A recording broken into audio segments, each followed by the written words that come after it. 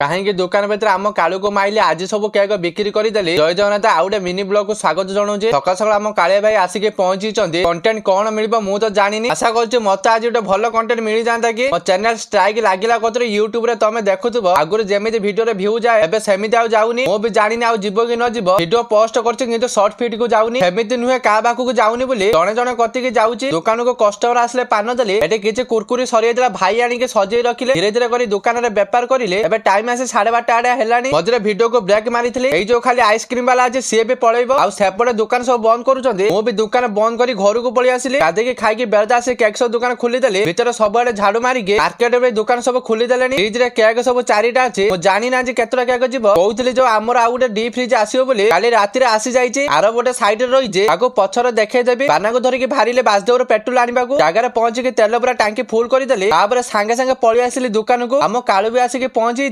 देखला मतलब मारिबा को इच्छा हला खुशी टिके मारिदेली। राति कस्टमर आसले केक नबाकू कहीं नुहे आम नंडा भाई आज ब्लॉग ये रखुचे। देखा नेक्स्ट ब्लॉग रे।